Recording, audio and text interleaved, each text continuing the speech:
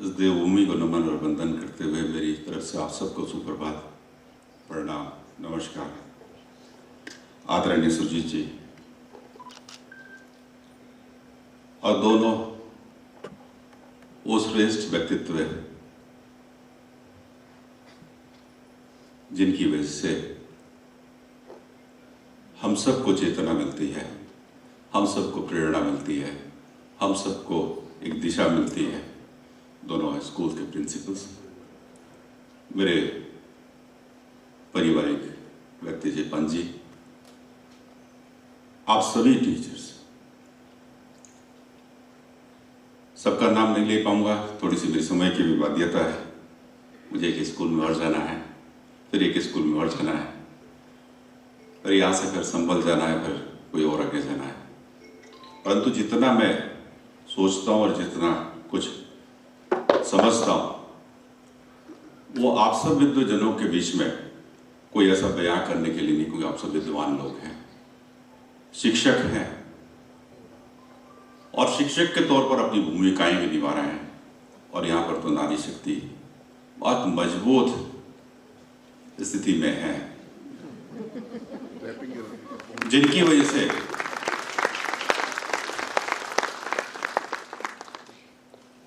एक बचपन की उस किलकारी से लेकर अंतिम सांस तक वो आशीर्वाद की चेतना मिलती रहती, चाहे खराब है, चाहे अपंग है, चाहे दिव्यांग है, चाहे मजबूत है, मां की तरफ से हमेशा आशीर्वाद मिलता रहता। आप सबको भी नमन। हर बार जहां भी जाता हूं यही कहता हूं, मैं तो इस पहाड़ का हूं, 700 फीट 7000 फीट की हाइट पर मेरा गांव मूल तक निवास है। ये एप्पल की जानकारी क्लास 6 में मिली। 4 डिपार्टमेंटों में धीरे धीरे काम करते हुए आगे सफर तय करने को मिला। और 2002 में जब सीबीएसई में आया तो मुझे इस सीबीएसई का ये भी पता नहीं था कि central board of secondary education क्या करता है, किस तरह की व्यवस्था को बनाता है और किस तरह के हमारे इस समाज को विकसित करने में कितनी भूमिका निभाता है। संज्ञान आया, धीरे धीरे जिम्मेदारियों का एहसास हुआ और जिम्मेदारियों के साथ साथ 2016 में देहरादून परिक्षेत्र में काम करने को मिला। 2016 में उस समय करीब 2350 स्कूल थे और 15 डिस्ट्रिक्ट उत्तर प्रदेश के थे। पहले 18 डिस्ट्रिक्ट थे, फिर 3 डिस्ट्रिक्ट वापस इलाहाबाद से जुड़ गए थे, फिर 15 डिस्ट्रिक्ट उत्तर प्रदेश के और उत्तराखंड पूरा था।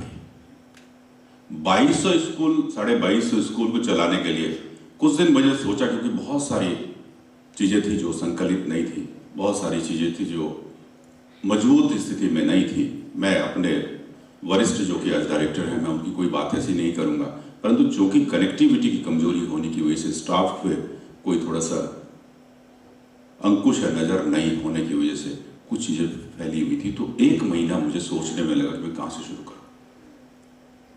परंतु चूंकि इस देवभूमि का और माँ बाप का और गुरुजनों का मुझे इतना आशीर्वाद मिला और इतना चेतना मुझे मेरी माँ की भी मिलती है कि मैं हार नहीं मानता हूं।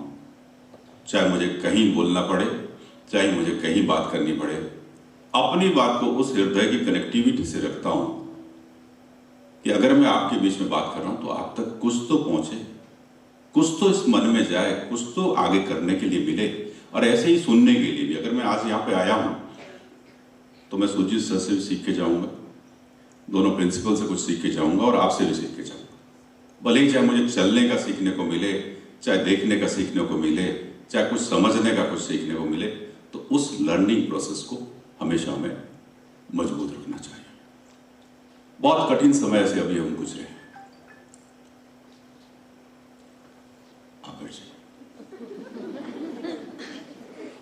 बहुत कठिन समय से भी हम गुजरे हैं।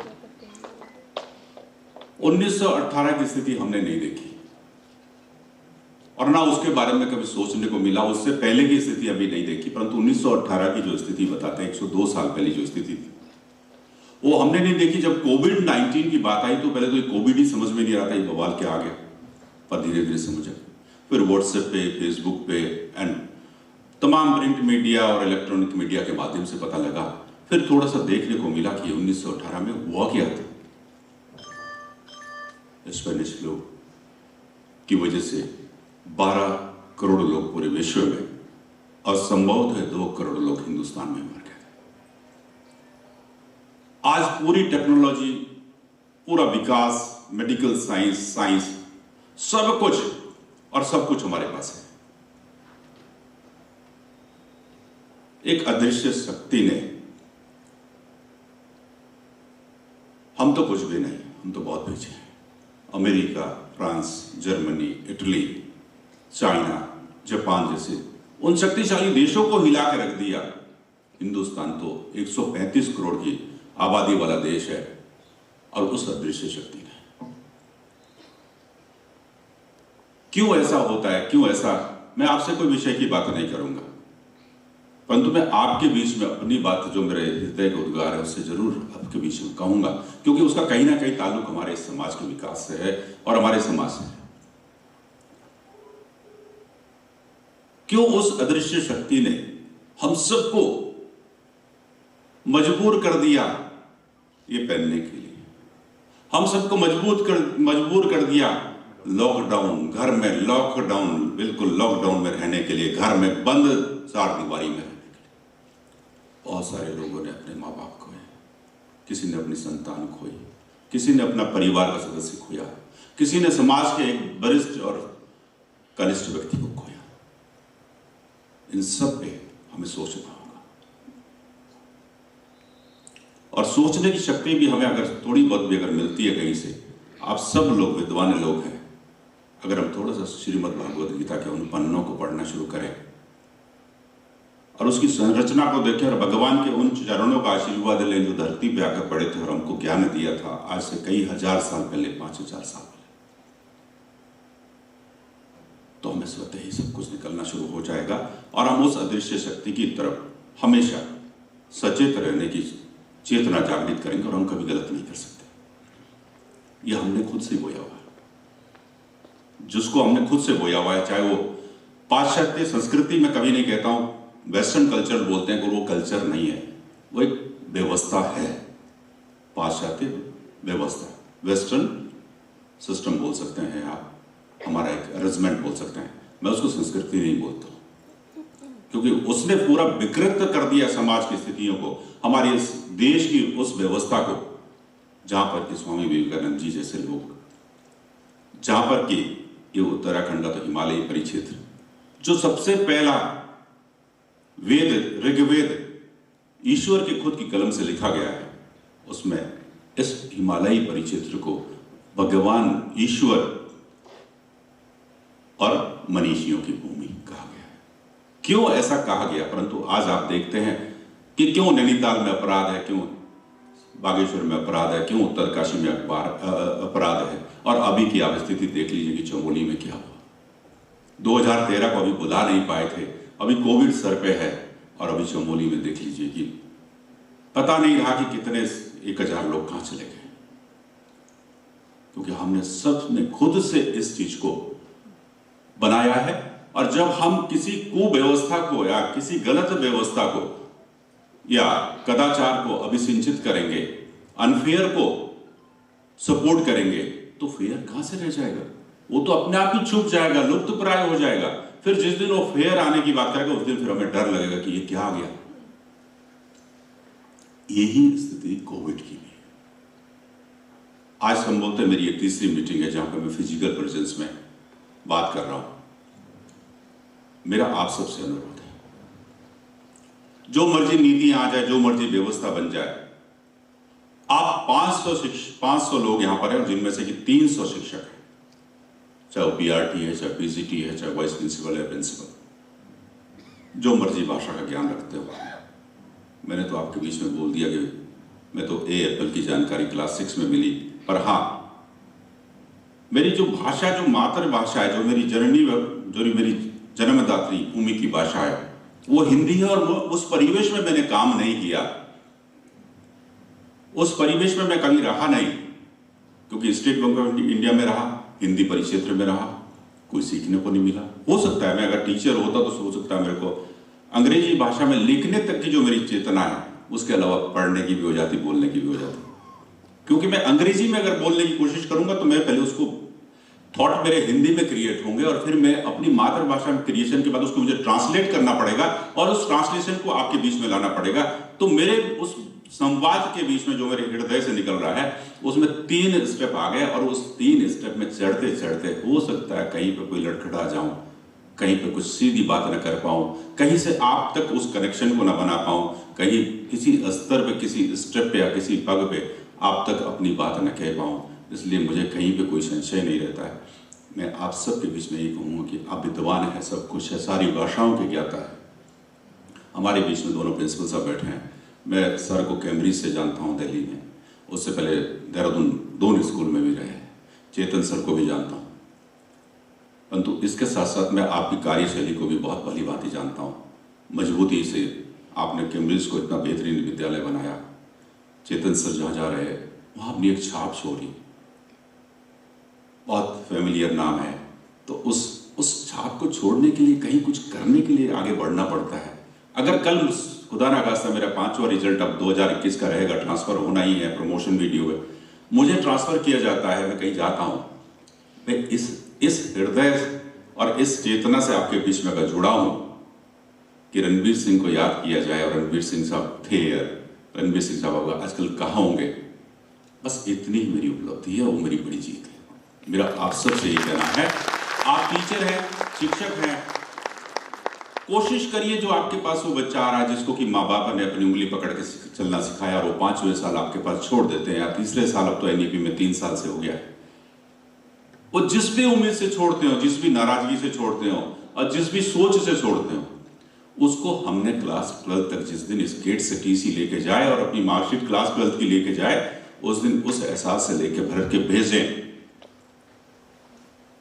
कि मुझे अगली जो मैदान में दौड़ना है, मुझे अपनी रेस को बहुत बढ़िया से बनाकर रखना है, अपने शैक्षिक स्तर को ऊंचा रखना है, अपने चरित्र को ऊंचा रखना है, आचरण को ऊंचा रखना है और अपनी उस कार्यशैली को, पवित्रता को इस बात के लिए ऊंचा रखना है कि मैं इस देवभूमि से, सूखे पेड़ के नीचे कोई खड़ा नहीं होता। अगर वृक्ष में पत्तियां हैं, खूब बढ़िया वृक्ष, चाहे वो फल वाला भी नहीं है, और हम कहीं से जा रहे हैं और अचानक कोई बारिश भी आ जाए तो उस पेड़ के नीचे खड़े हो जाते हैं थोड़ी देर के लिए कि अगर बारिश ज्यादा होगी तो कोई बात नहीं, पर अगर थोड़ी सी मंद बारिश है तो हम अपने आप को सुरक्षित पाते हैं। गर्मी में कहीं से जा रहे हैं तो एक बार कोशिश करते हैं कि थोड़ा समय तो पेड़ के ढूंढते हैं, पेड़ के नीचे खड़े होते हैं। सूखे पेड़ के लिए पेड़ के नीचे खड़े होने से डर बना रहेगा। एक तो उसकी छाया नहीं है, उस वृक्ष में कोई हवा नहीं है, निर्जीव की तरह खड़ा है और वो चेतना नहीं दे सकता वो हमें, और वो सुरक्षा और संरक्षा नहीं दे सकता। यही डर लगा रहेगा, कुछ पता नहीं टहनी कोई दीमक ने तो नहीं खा ली होगी या टूट तो नहीं जाएगी जो मेरे को चोट पहुंचाए, क्योंकि उसकी जड़ें कमजोर हो गई। जड़ें क्यों कमजोर हुई? क्योंकि उसने अपने उस हृदय कुंज से, उस मातृभूमि से, उस जन्मदात्री भूमि से जहां पे वो बड़ा हुआ था, उससे अपनी कनेक्टिविटी नहीं रखी, अपने जड़ों को इस तरह से वहां पे बना के नहीं रखा कि जो अपनी उम्र विधाता ने उसकी तय करी है उससे पहले ही उसकी जड़ें कमजोर हो गई। उस सोच को उसने विकसित नहीं किया और उससे पहले कमजोर होने के बाद उसने अपने उस पूरे चेहरे को ही बदल दिया और सूखा हो गया। भेजिए किसी भी व्यक्ति को 7 समुद्र पार, विकास बना के, बड़ मजबूत बना के, उसको विकसित करा के भेजिए, परंतु उसके अंदर ये चेतना जरूर जागृत करिए कि तुम देवभूमि के हो, इस उत्तराखंड की उस पवित्र भूमि के हो जिसका कि जिक्र ऋग्वेद में भी किया गया है, मनीषियों और देवताओं की भूमि के तौर पर, और तुम उस जननी के द्वारा भगवान के उस आशीर्वाद से इस धरती पे आए हो। कभी ना भूले उसको, मातृशक्ति को, मातृभूमि को और मातृभाषा को सर्वोच्च स्थान देना होगा, सर्वोपरि रखना होगा और उसको शिरोधार्य कराने की चेतना को जागृत करना होगा। उसके बाद वो इंग्लैंड में जाके इंग्लिश में बात करे, अमेरिका में जाके उनकी भाषा में बात, फ्रांस में जाके फ्रेंच में बात करे, जर्मनी में जाके जर्मन में बात करे, चाइना में जाके चाइनीज में बात करे।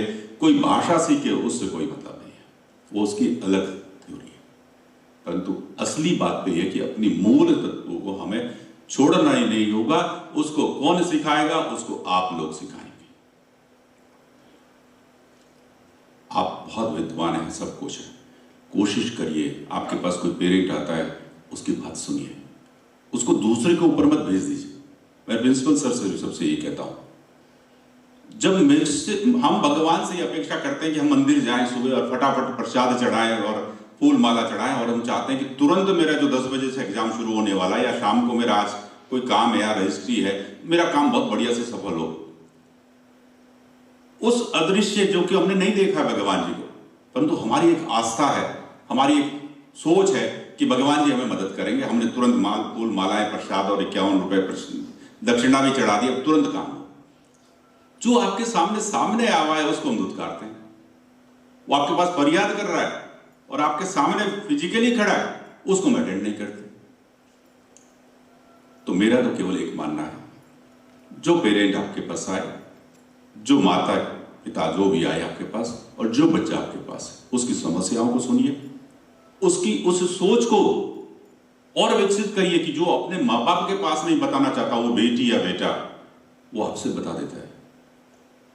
उसको और मजबूत दीजिए। कम से कम एक आसरा तो उसका ऐसा हो कि वहां पे डर नहीं है, फियर नहीं है।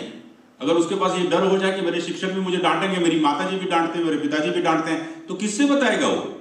फिर वो दूसरा रास्ता अपनाएगा, किसी नशे के व्यापारी के हाथों में पड़ जाएगा, किसी गलत संगति में पड़ जाएगा, गलत आदतों में पड़ जाएगा, और वहीं से फिर ये सब चीजें होती है जो घटनाएं आज आप नारी शक्ति के साथ अपमानजनक देखते हैं, बेटियों के साथ देखते हैं। हम सुरक्षित नहीं समझते अपने आप को।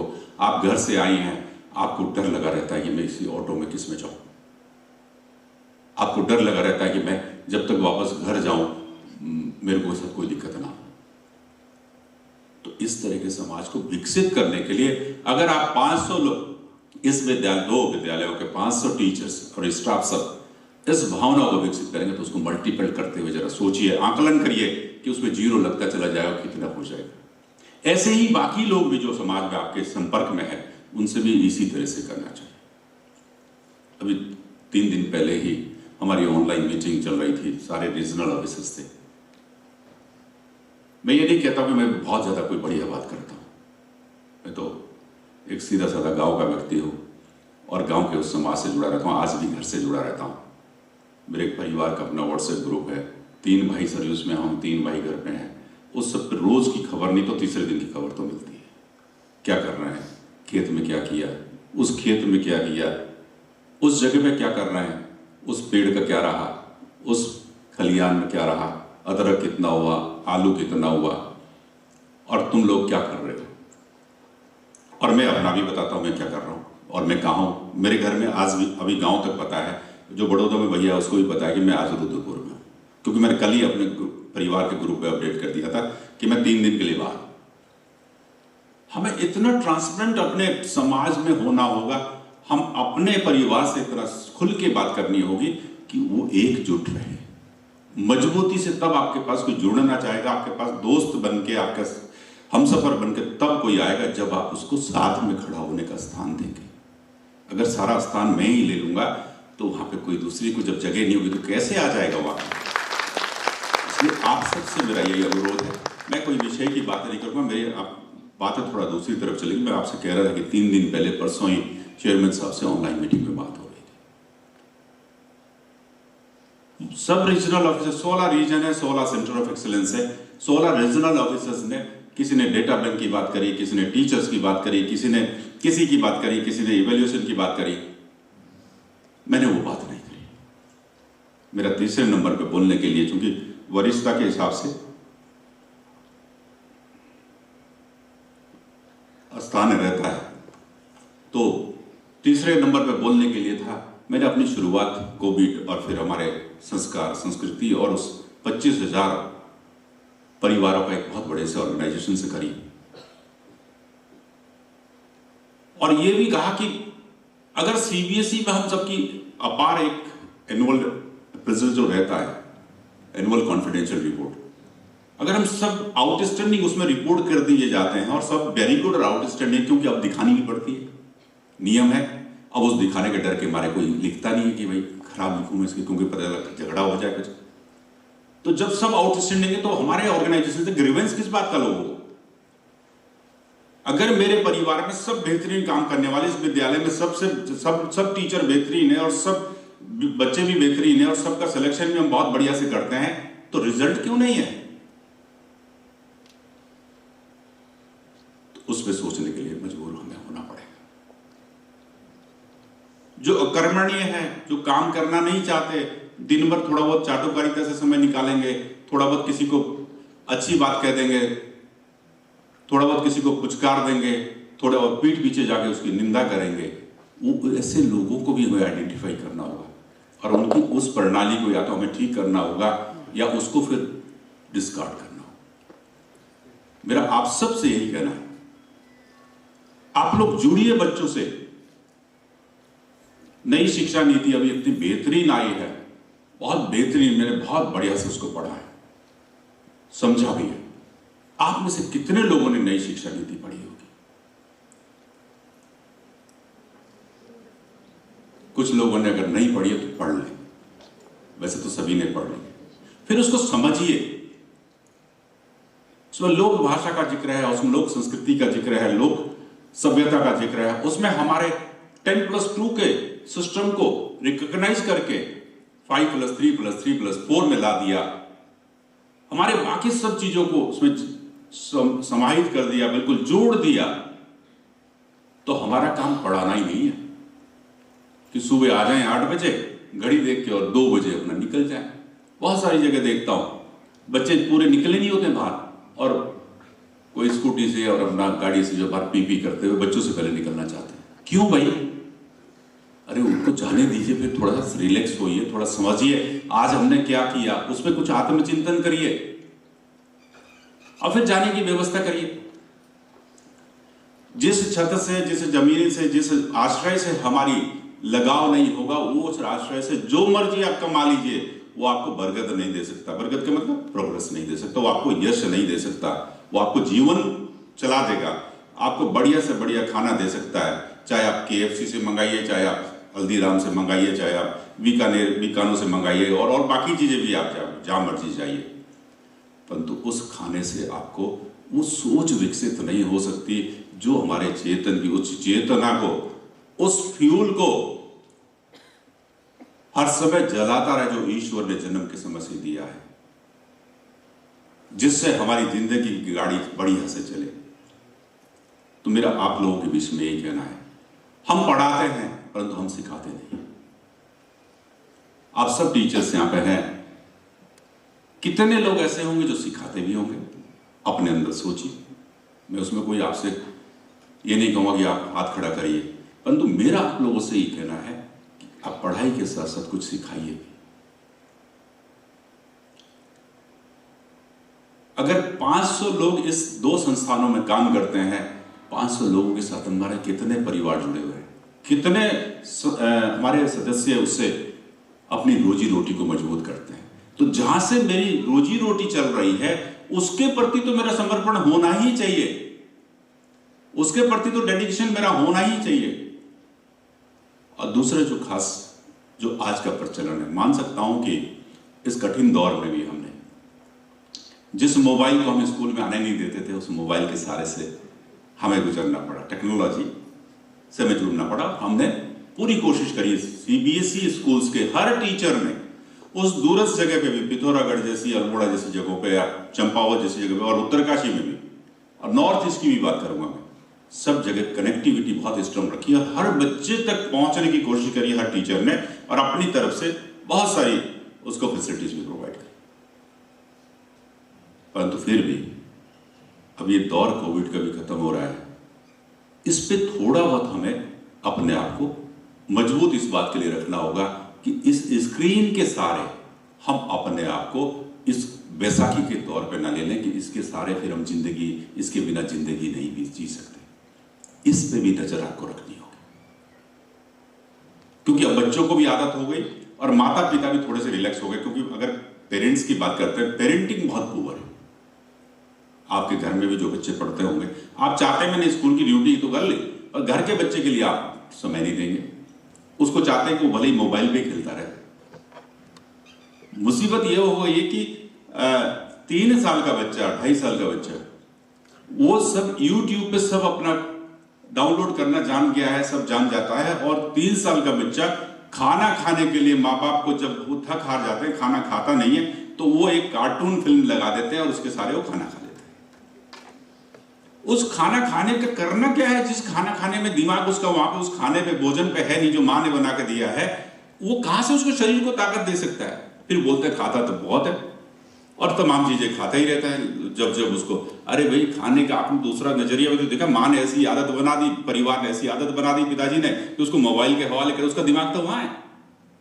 जब मेरा दिमाग उस पढ़ाने पे नहीं है, मेरा दिमाग उस पढ़ने पे नहीं है, तो जो मर्जी आप पढ़ लीजिए, जो मर्जी आप समझ लीजिए, क्योंकि उससे फिर वो एक मार्क्स गेन कर सकता है, उससे वो परसेंटेज गेन कर सकता है, परंतु उससे वो उस पढ़ाई लिखाई के जो शब्दों के ज्ञान की बात करते हैं, वो ज्ञान नहीं अर्ज कर सकता। आज बच्चे, हमारे सिस्टम में जो बच्चे हैं, वो अपने घर के 5 पीढ़ियों का तो छोड़िए, अपने दादाजी का नाम बहुत सारे नहीं बता पाते, क्योंकि हमारा कनेक्शन खत्म होता चला जा रहा है, हमारा जुड़ाव खत्म होता जा रहा है। मैंने घर में पिछले साल भैया को बोला कि कम से कम 8-10 पीढ़ी का तो हमें पता रहे, कि एक फैमिली ट्री कुछ दर्शा दें और उसको अपने सब जहन में रखें। अब उसने पूछा कि मुझे तो पता नहीं।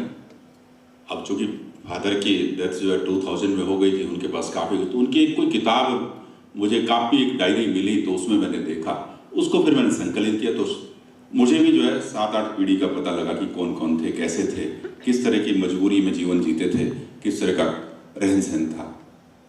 हम सबको इस बात के लिए इसलिए बताना चाहिए बच्चों को, इसलिए जागृत करना चाहिए, जो पढ़ाने और सिखाने में दोनों में अंतर है, इसलिए जागृत करना चाहिए। जब उसको अपने परिवार की पिछली स्थितियों से पता रहेगा, रूबरू रहेगा, उसकी जानकारियां रहेगी, तो उसको अपने उस अहंकार, ईगो और एरोगेंस वाले जीवन को, उस भौतिकवादी उस रेस के भागने की, उसमें कहीं ना कहीं थोड़ा सा ठहराव मिलेगा। ज्ञान अर्जित करेगा, पैसा अर्जित करेगा, सब कुछ करेगा, 7 समुद्र पार जाके भी रह लेगा, परंतु उस संस्कृति से वो छूटेगा नहीं, क्योंकि हम उसको उस तरह की डिलीवरी देते नहीं, उस तरह की चीजें सिखाते नहीं, इसलिए वो धीरे धीरे दूर हो जाता है। आपने देखा होगा बहुत सारे लोग अपने बच्चों को क्लास 5 से ही हॉस्टल में डाल देते हैं, 4 से 5 से 6 से, संभवतः 5-6 से डाल देते हैं। अब वो बच्चा कैसे माँ बाप से जुड़ेगा? बहुत सारे माँ बाप बिजनेस में है, 11 बजे आएंगे तो बच्चा सो जाता है, सुबह जब तक बच्चा उठता है तब तक वो अपने काम पे चले जाते हैं। और ये सबको पता है कि जन्म हुआ है तो जाना भी है, और जिस दिन से जन्म हुआ तो हर दिन एक दिन उसका मर रहा है जिंदगी का। ये प्रभु ने भी कहा, ईश्वर ने भी कहा है कि हर एक दिन मर रहा है। जब कंस की बात आई तो कंस को यही कहा था भगवान श्री कृष्ण ने कि तुम क्यों मृत्यु से डरते हो, तुम अभय दान प्राप्त करके नहीं आए हो, तुम्हारा तो एक एक दिन तुम मर रहे हो, तुम ये छोड़ दो। जब उसको समझाने गए तो छोड़ने की अपील करी, परंतु नहीं माने। हमारा सामंजस्य जब खराब होता है, हमारी पारिवारिक नाते जब खराब होते हैं, तो उसका आपके पास है कि कौरव और पांडवों का भाई भाई थे सब, परंतु कैसा द्वंद्व हुआ।